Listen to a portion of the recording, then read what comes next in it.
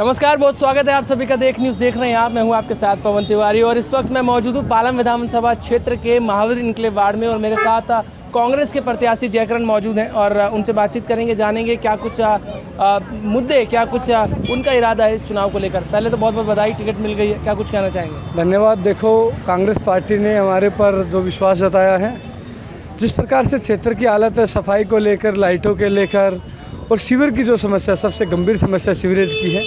क्षेत्र के 50 से 60% हिस्सा ऐसा जहाँ पे पानी नहीं आता, जहाँ पानी आता वहाँ गंदा पानी आ रहा है, सालों से सीवर का पानी आ रहा है। एक सबसे बड़ी समस्या जो इस साल निकल के आई है वो आई है मच्छरों की। तो इन सब मुद्दों को लेकर हम लोगों के बीच में जा रहे हैं। हम जो चुनाव लड़ रहे हैं, क्षेत्र के मुद्दों पर चुनाव लड़ रहे हैं, तो यही है कि जनता हमारे पर विश्वास जताएगी। जिस प्रकार का हमें समर्थन मिल रहा है उससे मुझे लग रहा है दिल्ली में अब की बार कांग्रेस की लहर है। अंदर जो लोगों में करंट है वो कांग्रेस को लेकर बहुत ही सकारात्मक है। और कांग्रेस पार्टी जिस प्रकार से पूरी दिल्ली को चमकाया, पूरी दिल्ली को बनाने वाली कांग्रेस पार्टी, श्रीमती शीला दीक्षित की याद आ रही है। हर एक इंसान ये कहता है कि कांग्रेस को बनाने वाली, दिल्ली को बनाने वाली कांग्रेस थी। 15 साल के राज में जिस प्रकार से सरकार ने फ्लाईओवर हो, अंडरपास हो, ओवरब्रिज हो, स्कूल हो, कॉलेज हो, अस्पताल हो या डिस्पेंसरी हो, लाइब्रेरी हो, शिक्षा से, स्वास्थ्य से, चिकित्सा से जुड़े हुए जो भी मुद्दे थे, हर एक मुद्दे का निपटारा किया। लेकिन आज क्या है कि कहीं तो कूड़े के पहाड़ खड़े हैं, कहीं दिल्ली के अंदर प्रदूषण की मार है।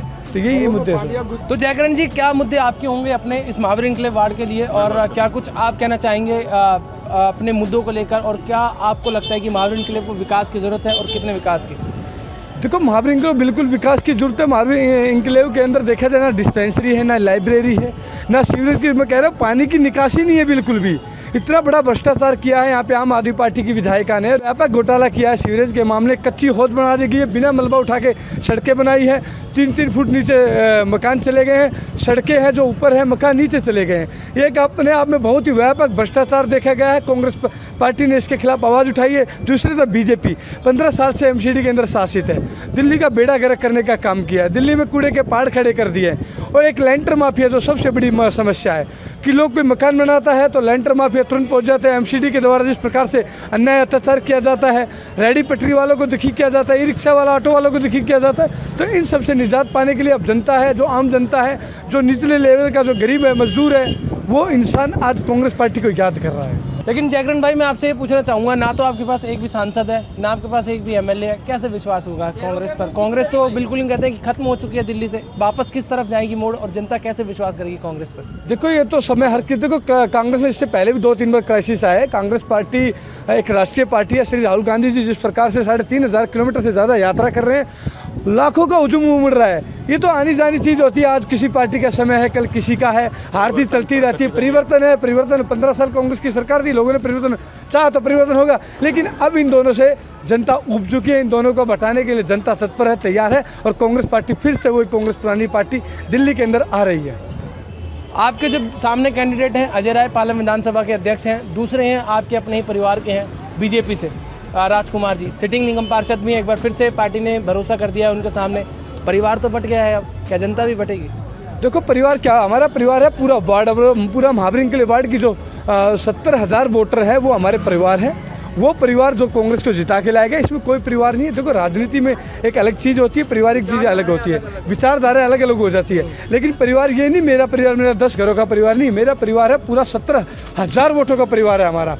कांग्रेस पार्टी ना किसी जाति की पार्टी, ना किसी धर्म की पार्टी है, ना किसी विशेष समुदाय की पार्टी है, न ही किसी क्षेत्रवाद की पार्टी। कांग्रेस पार्टी 36 बिरादरियों की, हर धर्म की पार्टी है, जो सबके साथ लेने का काम करती है और सबको साथ लेकर चलने में। अच्छा, चलिए, मेरा मैं आपसे लास्ट कुछ सवाल है कि आपके सामने राजकुमार जी हैं, क्या लगता है उन्होंने क्या किया 5 साल पिछले? क्योंकि जिस तरीके से उनसे बातचीत करें, उनके पास मैं अभी जाकर आया तो उन्होंने कहा कि मैंने तो बहुत काम किया है 5 साल, मेरे पास तो इतना काम है कि मुझे लोग एक तरफ जिता देंगे।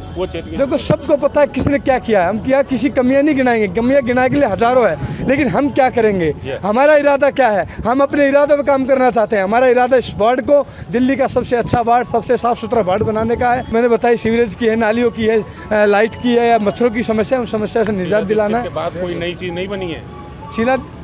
जो भी 15 साल में शीला दीक्षित ने दिल्ली को चमकाया, आज अगर आप जिस सड़क पे खड़े हो, ये पुल जो सामने देख रहे हो शीला दीक्षित का दिया है। आप इस पे बसें चला सकते हो, आपने बसें नहीं चलाई, जो बसें बनी हैं वो शीला दीक्षित की हैं। उसमें आप कुछ लोगों का फ्री कर सकते हो या बढ़ा सकते हो, लेकिन बसें आपने घटा दी हैं। आप किसी नई चीज़ को डेवलप नहीं कर सकते। आप पोल्यूशन आ जाएगा तो आप कहोगे खाने में धुआं मत जलाओ, आप सिगरेट मत पियो, आप वहाँ मत बैठो, आप नाक में वो लगा लो, लेकिन आपके पास कोई स्ट्रेटजी नहीं है। क्योंकि कांग्रेस ने कभी ये नहीं कहा कि जी वो पराली जला रहा है इसलिए आ रहा है, ये वो हमको तो आज पता चला कि पराली भी जलती है तभी आता है। ये तो केजरीवाल ने बताया। क्या आज तक पोल्यूशन यहाँ नहीं आता था? तो क्यों नहीं आता था? शीला दीक्षित क्यों नहीं उंगली उठाती थी? जो काम करता है ना वो चिल्लाता नहीं है।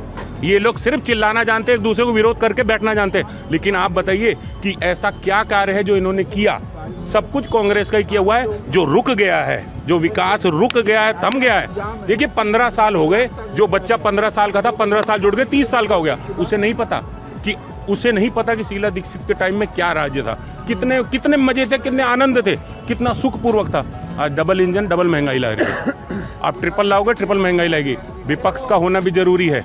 आप अगर केंद्र में मोदी को ले आए हो, राज्य में आप केजरीवाल को ले आओ, तो एमसीडी में कांग्रेस को ले आओ, ताकि तीनों एक दूसरे की टांग खींच लेंगे, लेकिन कोई गलत नहीं कर पाएगा और जनता का इंसाफ होगा।